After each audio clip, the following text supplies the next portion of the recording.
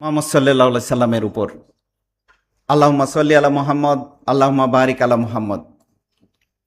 একই সাথে আমরা শুকরিয়া জ্ঞাপন করি আজকে আপনারা যারা প্রচণ্ড গরম উপেক্ষা করে সিলেটের প্রত্যন্ত অঞ্চল হতে এবং সিলেট শহর থেকে কষ্ট করে এই মাহফিলে অংশগ্রহণ করেছেন, সেই সকল যুব সমাজের ভাই বোন সহ অন্যান্য সকল উপস্থিতিদের শুকরিয়া জ্ঞাপন করি। একই সাথে আল্লাহ সুবহানাহু ওয়া তাআলার কাছে এই দোয়া প্রার্থনা করি আজকের এই আয়োজন যেন আল্লাহ সুবহানাহু ওয়া তাআলা আমাদের সকলের পক্ষ থেকে কবুল করে নিন, আমিন। আত্তাকুয়া মসজিদ একটি নতুন উদ্যোগ গ্রহণ করেছে। সেই উদ্যোগ হচ্ছে আত্তাকুয়া ইয়থ সার্কেল গঠন।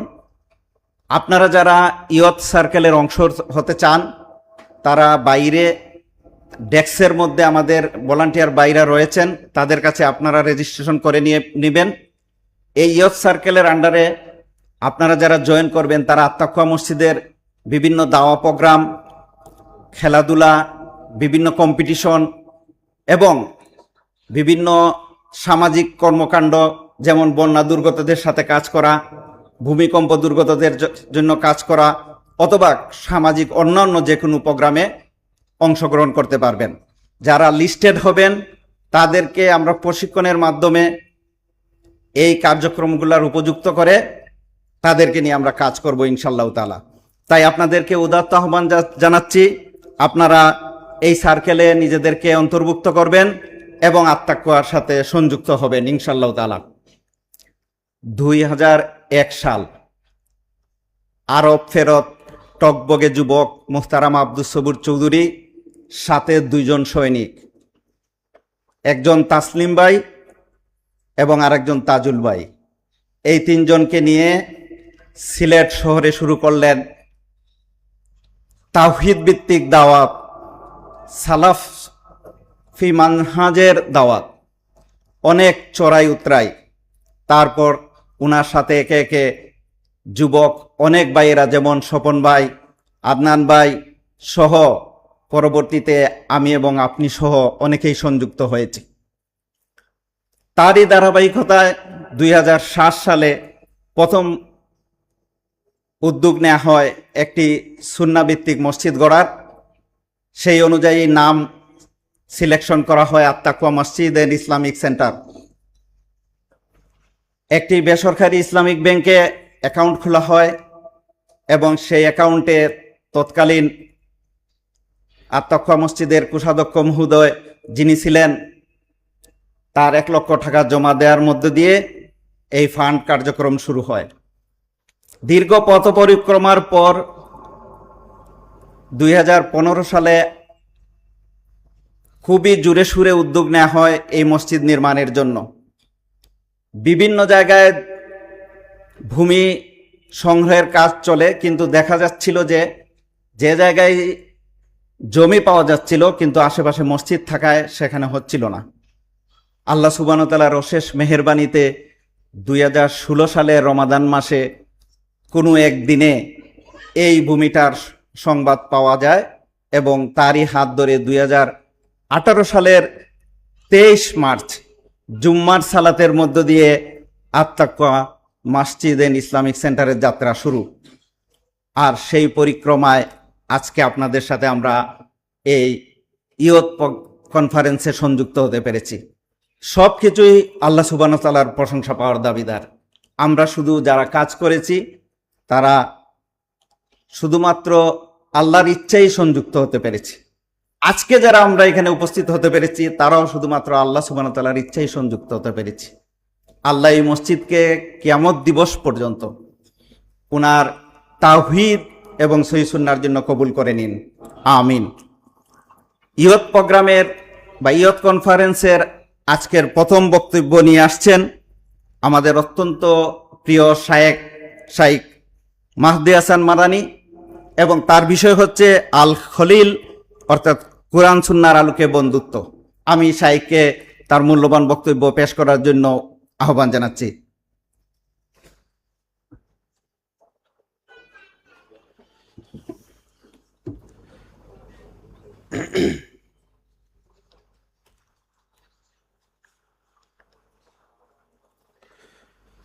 السلام عليكم ورحمة الله وبركاته.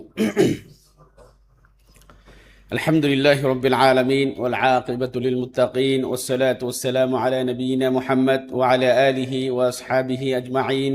أما بعد، أعوذ بالله من الشيطان الرجيم. بسم الله الرحمن الرحيم. الأخلاء يومئذ بعضهم لبعض عدو إلا المتقين. وقال النبي صلى الله عليه وسلم: الرجل على دين خليله فلينظر أحدكم من يخالل. আমরা শুরুতে মহান রব্বুল আলামিনের শুকরিয়া আদায় করি যে রব্বুল আলামিন আমাদেরকে পবিত্র জুমার দিন সুন্দর একটি প্রোগ্রামে একত্রিত হওয়ার এবং সেখানে কোরআন এবং সুন্নাহর আলোকে জীবনকে যেন কোরআন সুন্নাহয় আলোকিত করতে পারি, সেই রকম একটা প্রোগ্রামে একত্রিত হতে পেরে আমরা আল্লাহর শুকরিয়া আদায় করি, আলহামদুলিল্লাহ। অতঃপর দুরূদ ও সালাম বর্ষিত হোক আমাদের প্রিয় হাবিব, শেষ নবী, আখির নবী আহমদে মুস্তফা, মুহাম্মদ মুস্তফা, যার আদর্শই আমাদের আদর্শ, প্রতিটা মানুষের আদর্শ একমাত্র কে? আমাদের নবী সাল্লাল্লাহু আলাইহি ওয়াসাল্লাম। সেই নবীর প্রতি দরুদ পড়ি সাল্লাল্লাহু আলাইহি ওয়াসাল্লাম। অতঃপর সম্মানিত প্রিয় ভাইয়েরা, পর্দার আড়ালে মা ও বোনেরা, আপনারা শুনতে পারছেন যে কোরআন সুন্নাহর আলোকে বন্ধুত্ব। আমার আলোচনার বিষয় হলো কোরআন সুন্নাহর আলোকে বন্ধুত্ব। এটা গুরুত্বপূর্ণ একটা বিষয়। যে যে বয়সের সেই বয়সের কিন্তু বন্ধু আছে, কথা ঠিক না? একটা বাচ্চা দেখবেন 2 পড়ে বা প্লে 3 পড়ে, দেখবেন তার লেভেলের যে বাচ্চাগুলো, এগুলো তার বন্ধু। আমার লেভেলের বন্ধু, আমার লেভেলের একজন মুরব্বী 60 বছর বয়স, তার সাথে আপনার বন্ধুত্ব হবে না। কিন্তু দেখবেন মুরব্বীরা যখন বিভিন্ন পার্কে হাঁটাহাঁটি করে বা ব্যায়াম করে, এক্সারসাইজ করে, বিভিন্ন জায়গায় যায়, তার লেভেলের একটা কি আছে? বন্ধু আছে। তা প্রত্যেকটা মানুষ তার লেভেল অনুযায়ী বন্ধু আছে। অনুরূপভাবে মা বোনদের ক্ষেত্রে সেম, তাদের লেভেলের যারা মা বোন আছে তাদের বান্ধবী বা তাদের লেভেলের যারা আছে তাদের সাথে চলাফেরা করে। তা আমরা কাকে বন্ধু হিসেবে নির্বাচন করব? ইসলামী দৃষ্টিকোণে কোরআন সুন্নাহর আলোকে এটা গুরুত্বপূর্ণ একটা বিষয়। এই জন্য আল্লাহ তাআলা বলেন সূরা যুখরুফের 66 নম্বর আয়াতে, আল আখিল্লাউ ইয়াউমাইযিন বা'দুহুম লিবা'দিন আদুউন ইল্লাল মুত্তাকিন। মনে রাখবেন, খুবই গুরুত্বপূর্ণ একটা আয়াত যে আল্লাহ তাআলা বলেন আল আখিল্লা, খলিল আমরা সকলেই জানি।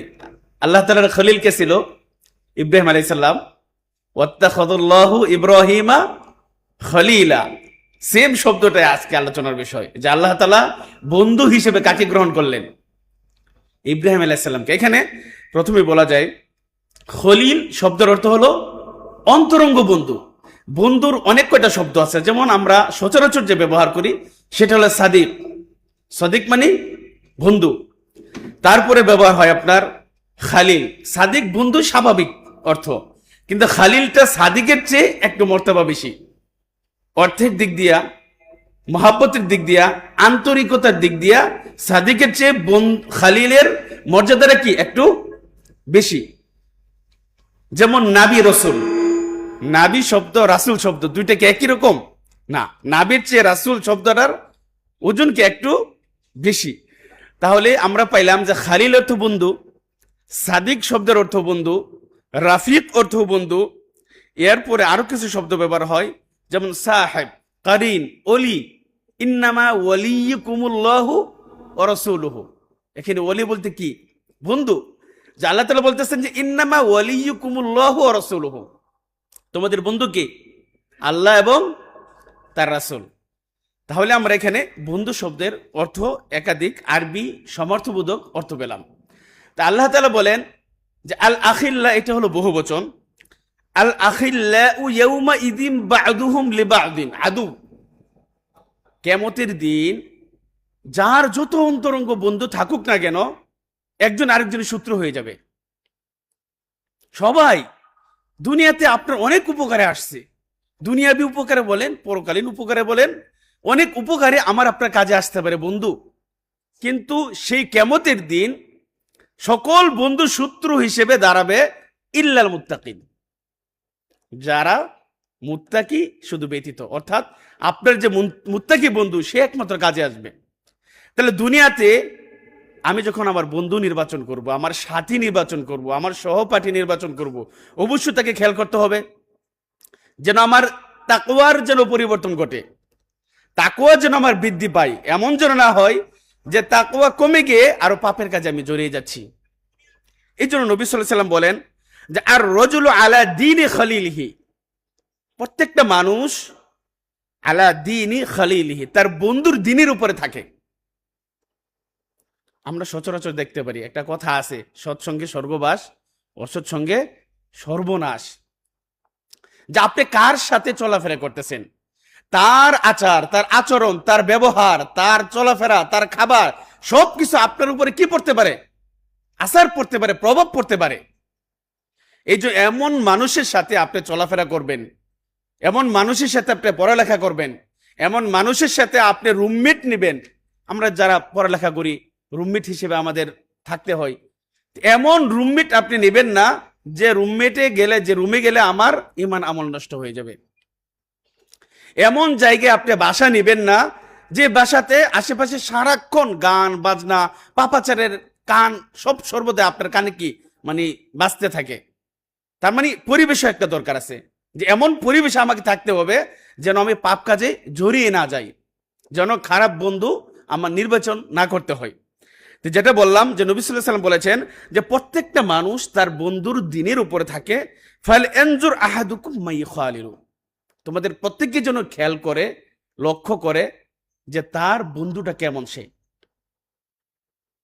এই জন্য আমরা যেটা পাইলাম যে আয়াত থেকে, যে প্রত্যেকটা বন্ধু শত্রু হবে তবে যারা মুত্তাকি তারা ব্যতীত।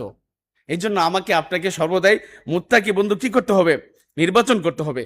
সেই দিন কিয়ামতের দিন সূরা ফুরকানের 28 নম্বর আয়াতে আল্লাহ তাআলা বলেন যে ওয়ায়াউমা ইয়া'আযযু যালিমু আলা ইয়াদাইহি ইয়াকুলু ইয়া লাইতানি ইত্তাখাযতু মা'আর রাসূলি সাবিলা, যে জালেম সে সেদিন তার হাতকে কামড়াইতে কামড়াইতে সে আফসোস করতে থাকবে, বলতে থাকবে, কি বলবে, ইয়া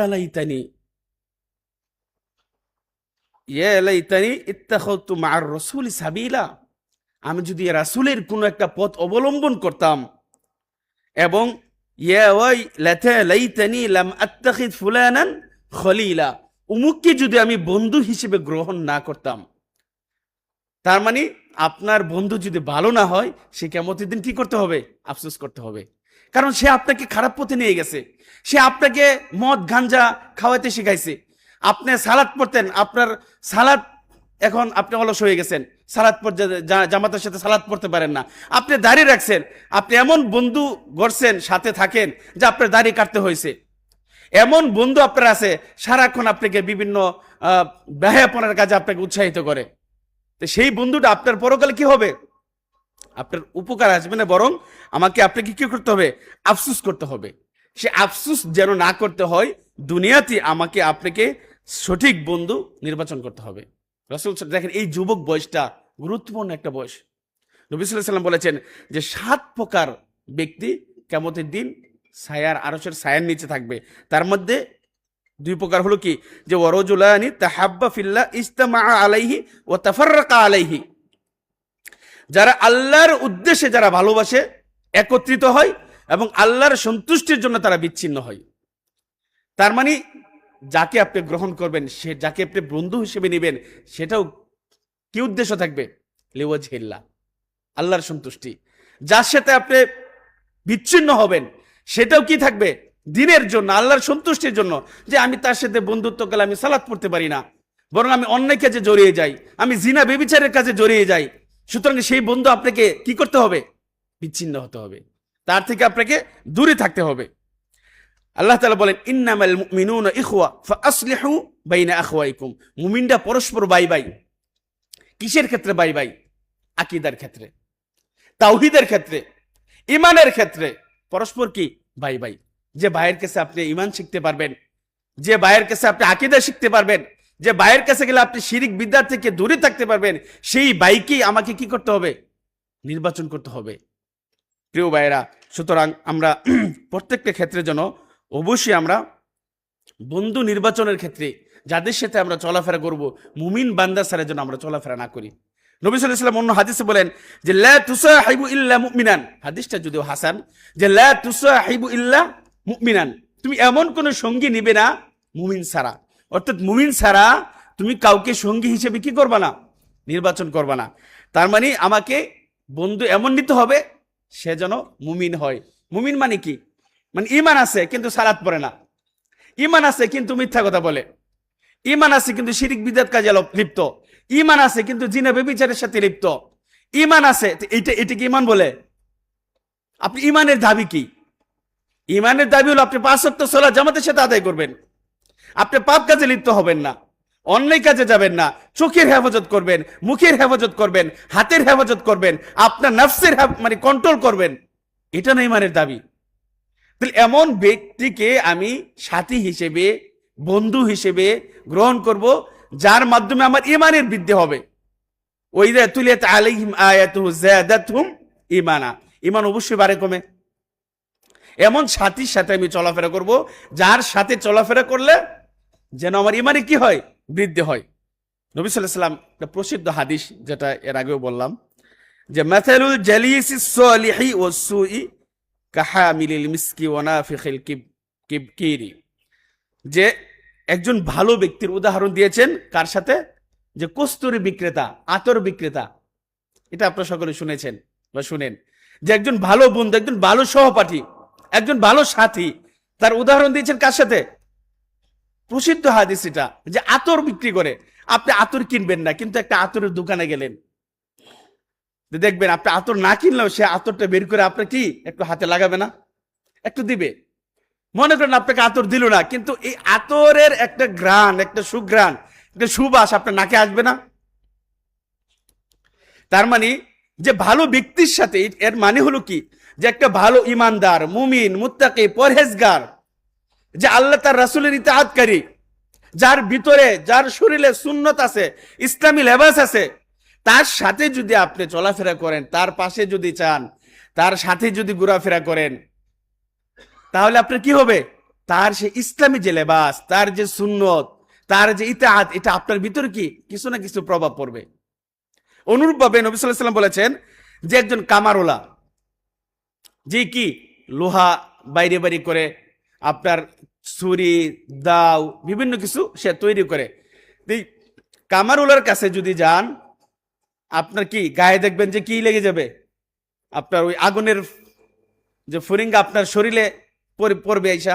তাও যদি না পড়ে, এই যে আগুনের যে একটা ঘ্রাণ বা গন্ধ, একটা বিশ্রী গন্ধ, এটার থেকে আপনি বাঁচতে পারবেন না।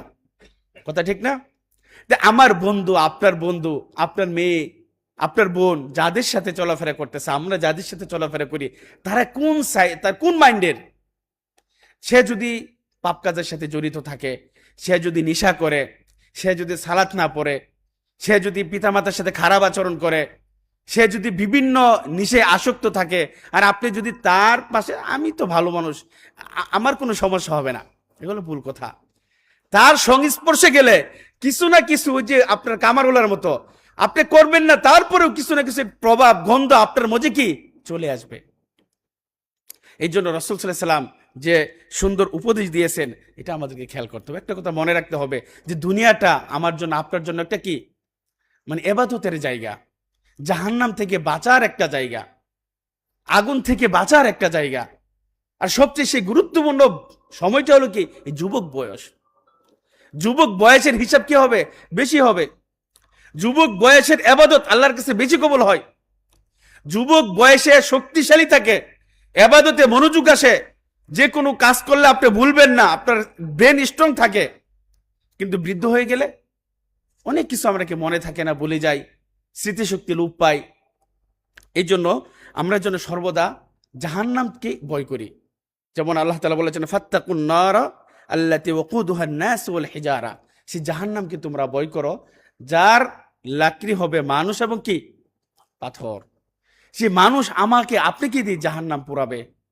সুতরাং সেই জাহান্নাম থেকে যেন আমরা বিরত থাকতে পারি। প্রিয় ভাই ও বোনেরা, দেখেন, যুবক বয়সটা এটা একটা আল্লাহর নিয়ামত, দুনিয়ার জীবনটা এটা একটা আল্লাহর নিয়ামত, এটা একটা গনিমত। মৃত্যুবরণ করলে আর এই জীবন পাবেন না। হাজারো চেষ্টা করলে আমরা কি সৎ আমল করতে পারবো না। এই জন্য নবী সাল্লাল্লাহু আলাইহি ওয়াসাল্লাম বলেন যে লা তাজুলু কদমা আবদিন ইয়াউমাল কিয়ামাতি হাত্তা ইউসআলা আন উমরিহি ফিমা আফনাহু। এই জীবনটা আপনি কোন কাজে ব্যয় করেছেন সেটা প্রশ্ন যতক্ষণ না পর্যন্ত আপনি না দেবেন এর উত্তর, আপনি সামনে আগাইতে পারবেন না। সুতরাং যে বয়সের সাথে যাদের সাথে আমরা চলাফেরা করি, আমার এটা সবসময় খেয়াল রাখতে হবে যে জীবনটা যেন ভালো মানুষের সাথে, ভালো লোকদের সাথে, যেখানে ভালো স্থানের সাথে যেন আমরা কাটাই। আপনার এই যৌবনটাকে আপনি কোন কাজে ব্যয় করেছেন এর হিসাব না দেওয়া পর্যন্ত কি আপনি সামনে আগাইতে পারবেন না। সুতরাং প্রিয় যুবক যুবতী এবং যারা আমরা যে বয়সের আসি না কেন, আমরা সবসময় খেয়াল করব যেন আমি অন্যের প্ররোচনায়, শয়তানের প্ররোচনায়, শয়তানের কুমন্ত্রণায় যেন আমি পাপ কাজে লিপ্ত না হয়ে যাই। এরপরে যে বিষয়টা হলো যে আল্লাহকে আঁকড়ে ধরে রাখা। এই যৌবন বয়সে যেহেতু আল্লাহ তাআলার কাছে ইবাদত বেশি কবুল হয়, এই যৌবন বয়সের ইবাদত আল্লাহ তাআলার কাছে কি বেশি পছন্দনীয়। আরে দেখেন এই বয়সের ছেলেমেয়েরা কত পাপ কাজে লিপ্ত হয়ে যাচ্ছে, জানা বেবিচারে লিপ্ত হয়ে যাচ্ছে, অন্যায় কাজে লিপ্ত হয়ে যাচ্ছে। তারা বুঝেও না, এমন একটা বয়স আসে যে বয়সে আপনার অনেক মানুষ আছে তারা তাদের স্ত্রীর হক পালন করতে পারে না, আদায় করতে পারে না। কেন? সে যৌবন বয়সে অন্যায় কাজে সে তার যৌবনটা কি করেছে, ব্যয় করেছে। শেষ বয়সে তার স্ত্রীর হক সে আদায় করতে পারে না। এই জন্য এই বয়সটার আপনি যা ইচ্ছা তাই করতে পারেন, কিন্তু ওই যুবক সবচেয়ে বেশি উত্তম যে তার জীবনটাকে কোন কাজে ব্যয় করে, আল্লাহর পথে, আল্লাহর কাজে ব্যয় করে। প্রিয় ভাইয়েরা, প্রত্যেকটা যুবক ভাইদেরকে বলবো যে সলাৎ আদায় করা। যে বন্ধু আপনার সলাৎ আদায় করে তার পাশে পাশে যদি আপনি থাকেন, আপনাকে সলাতের কথা বলবে, আপনাকে সময় মতো সালাতের কথা বলবে। আর সলাতটা এতই গুরুত্বপূর্ণ একটা বিষয়, আল্লাহ তাআলা বলেন ওয়া আকিমিস সালাহ, সলাত আদায় করো, সালাত প্রতিষ্ঠা করো। ইন্নাস সালাতা তানহা আনিল ফাহশাই ওয়াল মুনকার, কেননা সালাত আপনাকে অন্যায় কাজ থেকে বিরত রাখে, অশ্লীলতা, বেহায়াপনা, মন্দ কাজ থেকে আপনাকে কি রাখবে, সালাত বিরত রাখবে।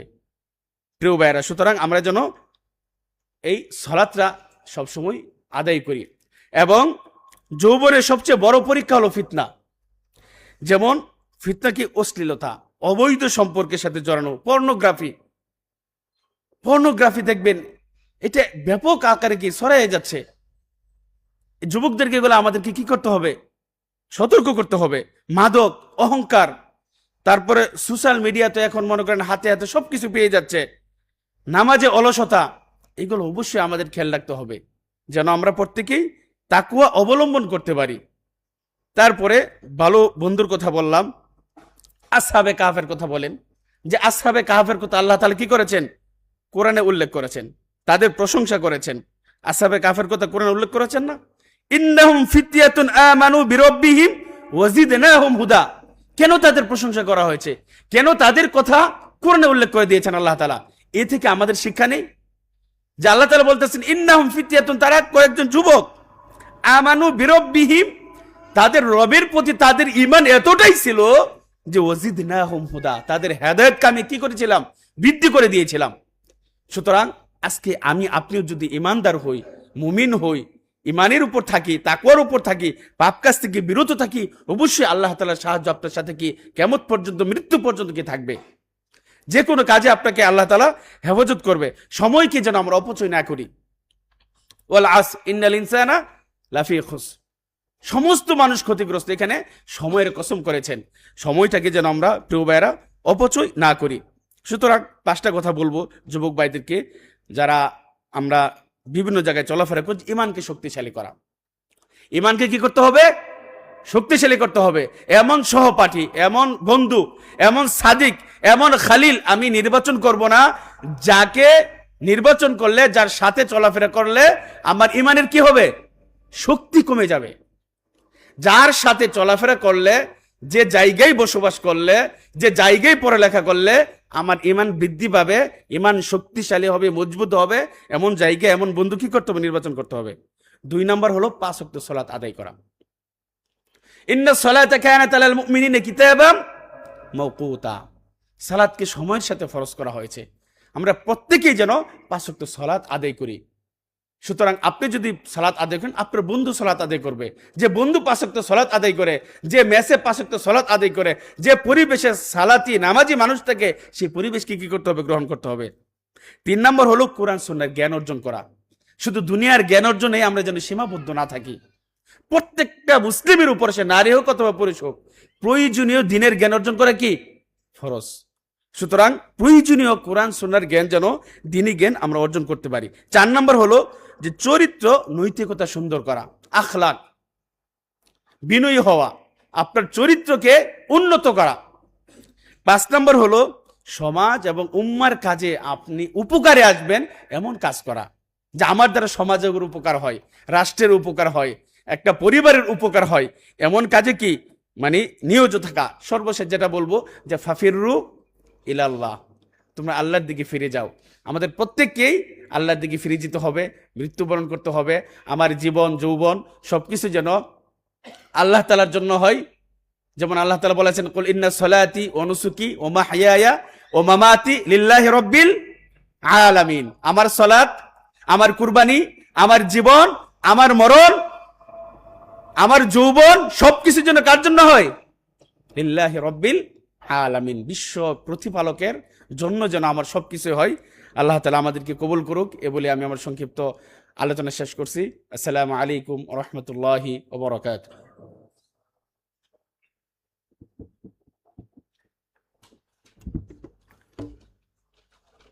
মাশাল্লাহ, জাযাকাল্লাহ খায়ের। আমরা অত্যন্ত মূল্যবান কিছু কথা শুনলাম বন্ধু নির্বাচনের ক্ষেত্রে। তো আমার মনে হয় এই আলোচনা থেকে আমরা যে লেসনটি সংক্ষিপ্তভাবে বলতে পারি সেটা হচ্ছে আল্লাহর জন্য বন্ধুত্ব এবং আল্লাহর জন্য শত্রুতা, অর্থাৎ আল্লাহর সন্তুষ্টির জন্যই বন্ধু নির্বাচন করতে হবে। সুতরাং সন্তুষ্টির সাথে যা যা জড়িত থাকবে বন্ধু নির্বাচনে সেই উপাদানই আমাদেরকে বিবেচনা করতে হবে। আল্লাহ সুবহানাহু ওয়া তাআলা তৌফিক দান করুন, আমিন। 2001 সালে আব্দুস সবুর ভাইয়ের সাথে যারা কাজ শুরু করেছিলেন তাদের মধ্যে আমরা যাদের কথা না উল্লেখ করলেই নয়, তারা হচ্ছেন আমাদের ইউকে প্রবাসী ভাইয়েরা।